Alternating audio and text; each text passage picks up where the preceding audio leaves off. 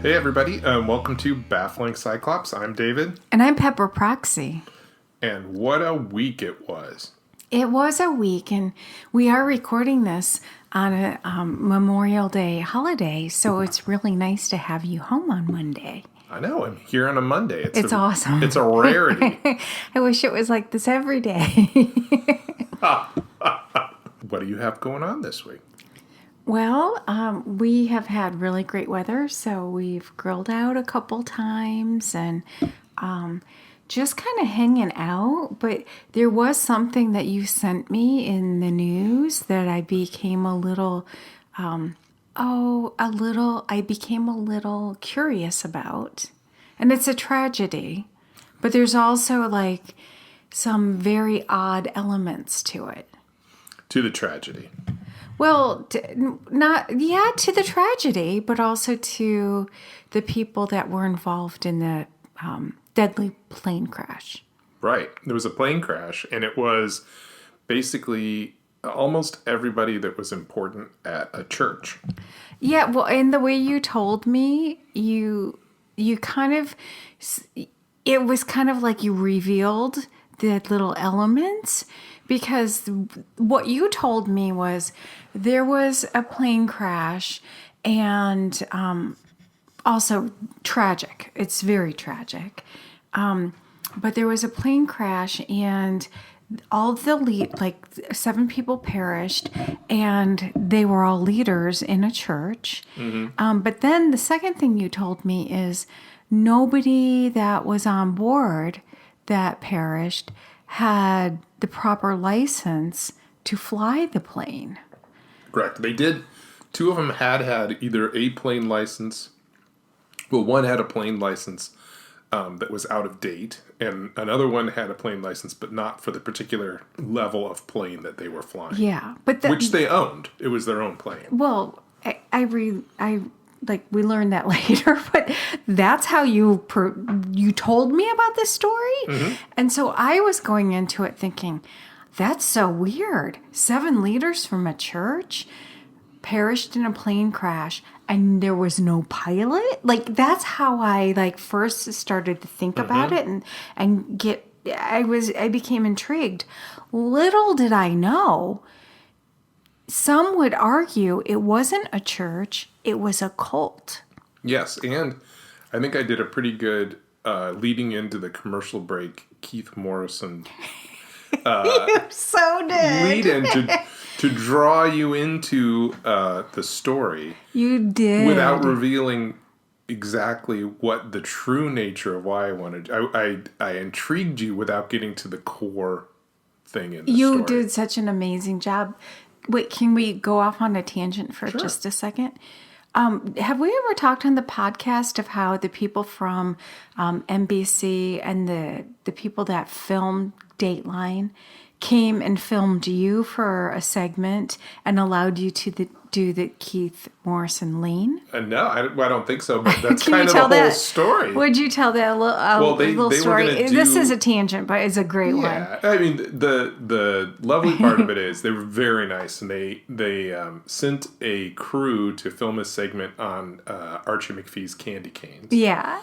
And in the course of doing that, we went out to lunch and I started asking him what else they filmed, and they said, they did a lot of Datelines and they worked with Keith Morrison a lot. Yeah. And I had said you were, and you were more so at the time, but you loved Date with Dateline and True Crime podcasts. Right. So I did. I still really, really respect and admire the Date with Dateline women because I don't really watch a lot of Dateline, but I loved their recaps. And we had a joke about Keith Morrison for years. For years. And Bill Hader did such a great... Yeah, Bill Hader added to that. Because Bill Hader's Keith Morrison, who takes great pleasure in describing disturbing things to the people that witness them, is great. And there's actually a great video clip on YouTube of him meeting Keith Morrison and them kind of having a little bit of a Keith Morrison off. And Keith Morrison, don't you just love him?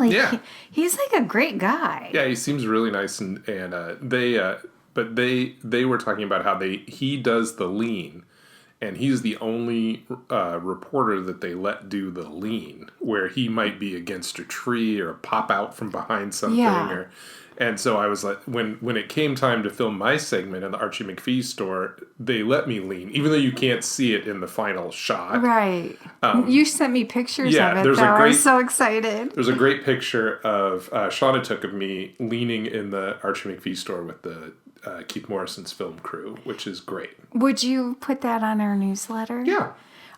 So A Date with Dayline, it's Kimberly and Katie, and it really is a great podcast. I highly recommend it. Okay. And they love all of the hosts from Dateline, so they're respectful, and they just recap Dateline episodes. Mm-hmm. So that was a little bit of a tangent, but I feel like this plane crash could be on Dateline. It probably will be. Do you think? Yeah, I mean, depending on if there's any kind of malfeasance involved. If it literally was just like something mechanically went wrong and the plane crashed, I don't know what they would talk about. Well, I would think that a mechanical issue would be the least of our worries, considering there was nobody on that plane that was appropriately trained and certified to fly it. Right. So I think that's probably the issue. But I don't think it was murder. Well, it would be murder-suicide, I guess. Yeah, if it was somebody. So, yeah.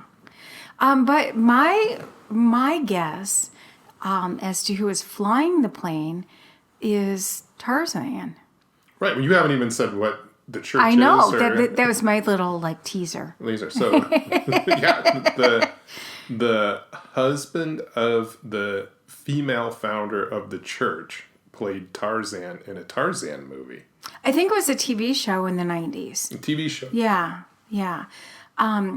But when I kind of researched the church a little bit, I'm flabbergasted.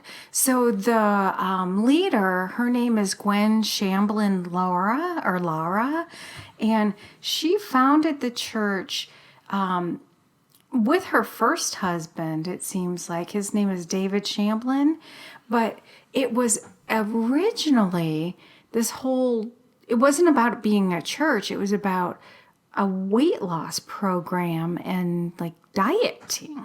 Yeah, and she actually has her master's degree. And that's a why dietitian. That was so crazy to me, because it was like, well, she seems like this. I think she not only has disordered eating, but I think she is one of those, or was one of the women of her generation, her era, because she died when she was 66.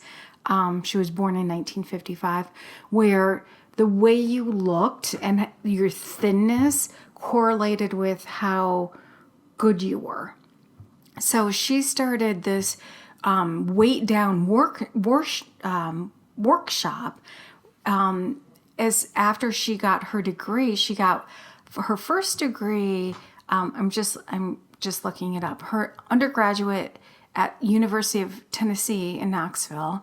And then she went on and got her master's degree in food and nutrition from Memphis State University. She was a registered dietitian, a consultant. She was a faculty member at Memphis State University for 5 years. So she's well educated in the field. Right. And her basic diet, as I've read about it, is that there are two kinds of hunger.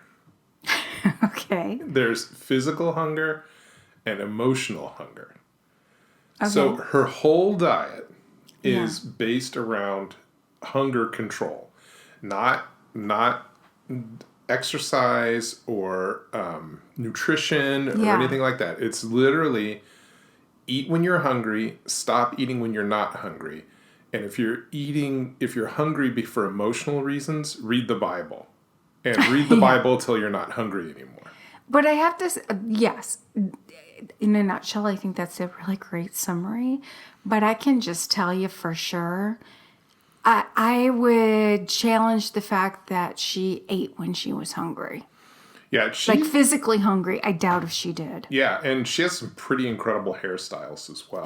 She does. So she started as this dietitian with kind of normal hair, I think, and then wrote a book on weight loss and her theories and that evolved into like theory, like theology.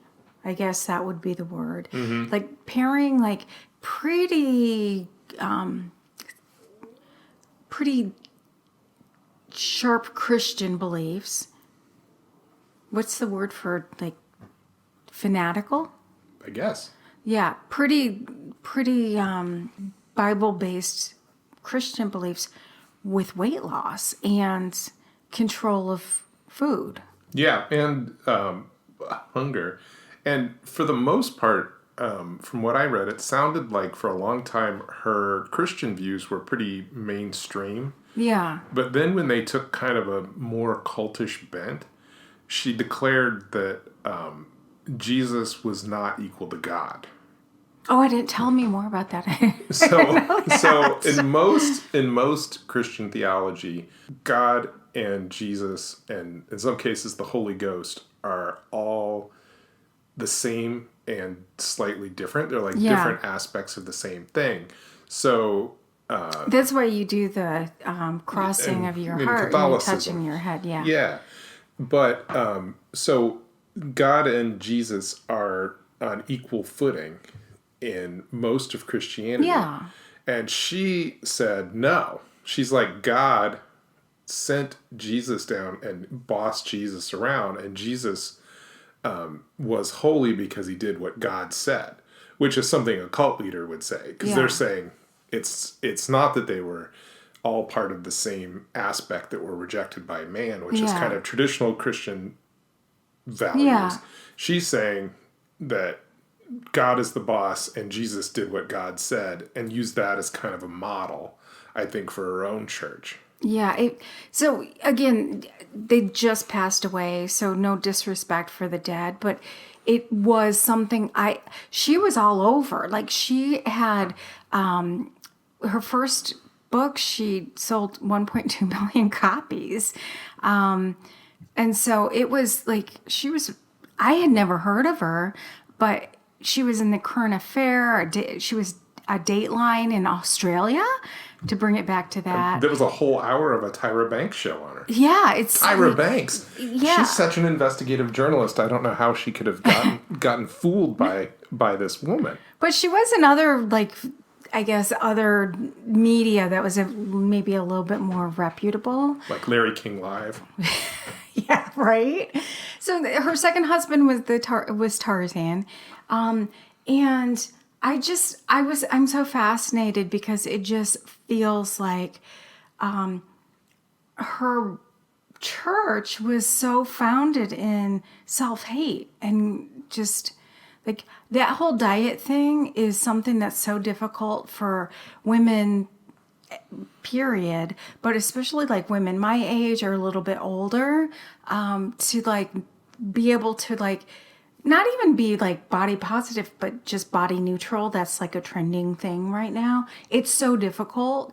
And so to have somebody that's at the Remnant Fellowship Church, like preach that is something that makes you more holy and closer to God is just so out there. It's just so out there. And she's been so accepted by so many like mainstream things. Yeah, and mainstream Christianity accepted her for a long period of time, too. And she made a mint. A mint. Because she owned a jet. She did. But she couldn't afford a pilot. Yeah, what happened there? I don't know. We were saying, too, that this kind of reminded us of Breatharianism. Yeah. Which, if you have never heard of it, is a religious belief that some people connect with Hindu or guru thought, where you don't actually need to eat. You can survive on air and sunlight, like a plant.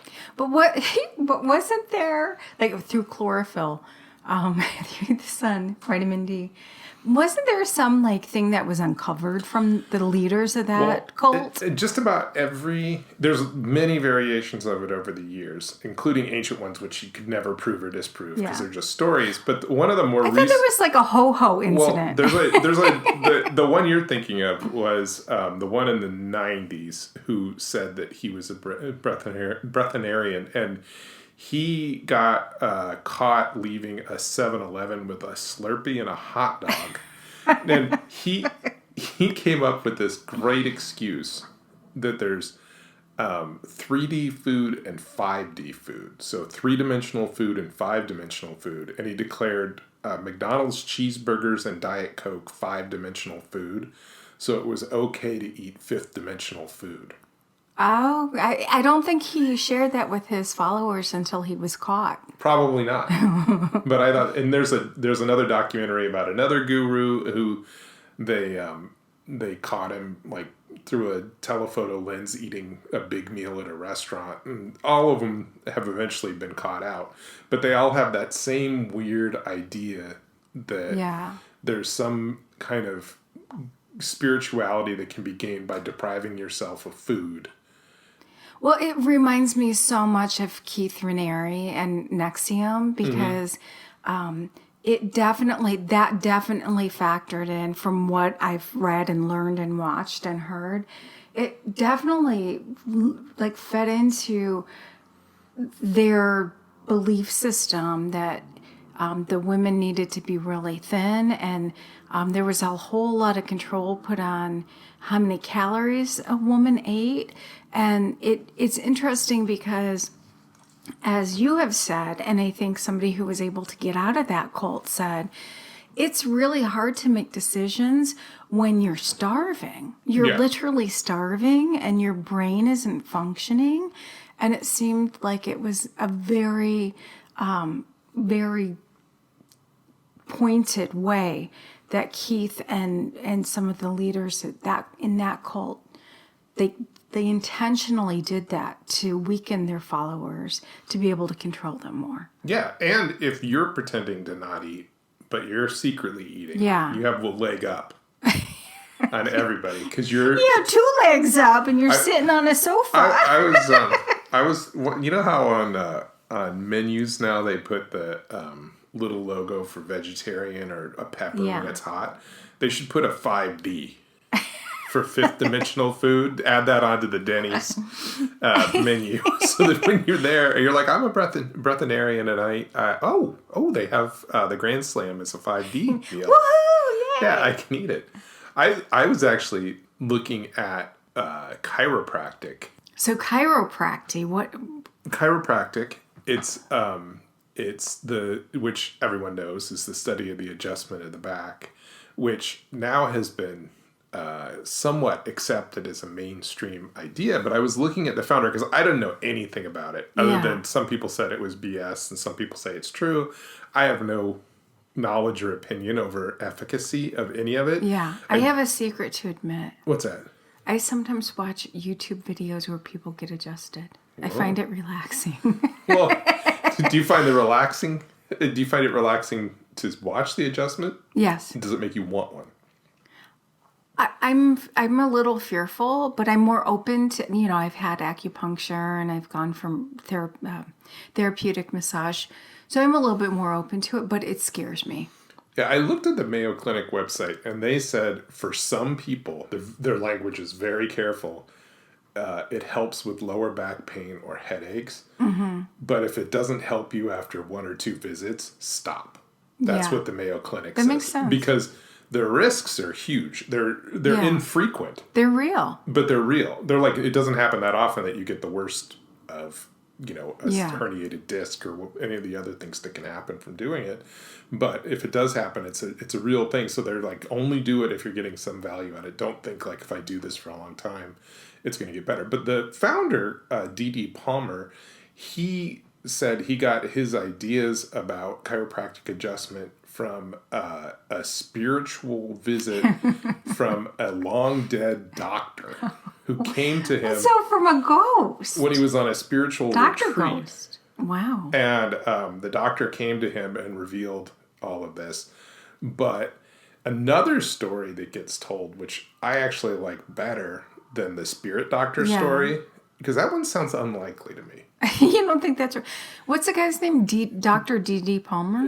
He wasn't a doctor. Of course he wasn't. Why would I assume that? Well, you know how they put initials after people's things to indicate stuff. He did he have a DDS? Did he? Well, no, I was saying he went by D.D. Palmer, which made me think like that was a way of implying that he had some degree. His name was Daniel David Palmer. Okay, So the other he could have slipped an R in there too. Could have slipped an R in there. The other story that people tell, which I think probably did happen in some capacity, is there was a hard of hearing janitor that hung outside of his office. Before he was into the whole chiropractic thing, he was doing magnets. So he would use magnets to adjust the magnetic fields of your body. Did he wear copper bracelets too? Probably. Okay. And this janitor told him a joke that he thought was hilarious. So, as you did, it was a back slapper. He slapped him on the back. And the janitor, it was a hard slap, and the janitor was like, ouch. But then 2 weeks later, he came. Is that what he said? He said, ouch. It was amazing. And so then 2 weeks later, he came back and he was like, hey, you remember when you slapped me on the back and I said, ouch? Like 2 weeks ago. And Palmer was like, yeah. And he's like, it made my hearing better. And so. Okay.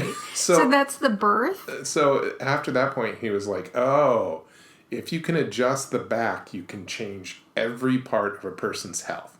Wow. Because all of these things, including that diet, church, and everything, they pick one thing to focus on and say, if you do this one thing, it fixes every other part of your life because this is the stem. So he found his stem because he thought it was going to be magnets, but too many people were doing the magnets. So he went with adjusting the spine, which I can't remember the actual term, but it was something like restoring the innate intelligence of the body. Oh, that's good. I can't believe they don't still say that's what it's called. Well, they try and avoid saying that because there's people who are pure chiropractors, and then there's mixed chiropractors. And most of the ones that are mixed chiropractors believe in modern medicine and incorporate actual modern medicine and massage into what they do. I think that works. I really do. But the pure people just think if your spine is lined up correctly, everything's okay. Yeah, your whole body is healthy. Oh. So and they thought you could cure disease. Any medical problem that you had was a result of a maladjustment of the back and could be fixed. And newspapers at the time basically referred to people that went to him as suckers. And said, they were like, hey, remember the dude with the magnets? DD? You remember DD with the magnets? Now he's like twisting people's spines and cracking them. Wow, he made the papers. He made the papers, and they were like, oh yeah, he's a big fraud. Okay. So he also was very anti-vaccination. Uh-oh. He said, I can't believe that you could restore the health of the body by inserting animal filth into it. So he was when he puts it that way, I'm kind of like, I don't know if I want animal filth in my body. Don't you wish, though, that if you went to a chiropractor's office, they just made you tell jokes until you told one so funny that it cured your health problems because they had to hit you on the back? You know, like you're not gonna like that I say this, but I almost think I could see that back slap perhaps helping somebody who's having hearing issues because maybe there was some fluid in his inner ear canal. Maybe he had a lot of wax buildup and that slap kind of loosened it. So I could maybe see that happening. Maybe. Interesting. So, but back to your church, cult church. So they kind of think the same thing, where any problem you have is because of your relationship with food. Or they want you to have a lack of a relationship with food. Eat when you're hungry. Stop eating when you're full. If you're emotionally hungry, read the Bible. And again, I have to say it again. This, I'm so sorry these people perished. I really am. But I read something about the leader, Gwen. I think her name was Gwen. Having strategic photography and kind of like enforcing or harping on her daughter so much that her daughter would lose weight. This is, again, allegedly. Her daughter put out a press statement about her mother and said, what a wonderful mother she was and that. So, again, this is all alleged. But it seemed like some folks were also saying that within the family photos, as well as the higher ups in the organization, they would strategically place the individuals that were quote unquote not skinny in the back and hide their bodies with the folks that were, I guess, more godly. Again, allegedly. With the ones that could have their hunger quelled by Bible reading. Yeah. So, yeah, that's what I was kind of interested in. I was kind of fascinated, too. Not that I want to read it, but she wrote multiple books on this topic. Bestseller. And it made me wonder if that's the basic foundation of the whole thing. How many words do you need? Yeah, it seems like... It seems weird. I mean, obviously... It could be a tweet, couldn't it? Obviously, all those books are the same. Like, it starts with a long story about how you came to this conclusion. Yeah. Then you state your 4 beliefs, one each chapter. Yeah. Eat when you're hungry. Like, you go through and then probably fake up some scientific evidence to support whatever you're saying. And then what do you fill the rest with? Recipes? What would that recipe sound like? I don't know. Some kind of Bible recipe. Noah bars? Yeah. Or just a Bible quote to say, all you have to do is read this. You're not going to be hungry. Mm-hmm. Yeah. So, anyway, that was my thoughts. Yeah, that's what I was thinking, too. All right. All right. Bye. Bye. Don't forget to subscribe to this podcast. And to read our show notes, sign up for our newsletter at bafflingcyclops.com.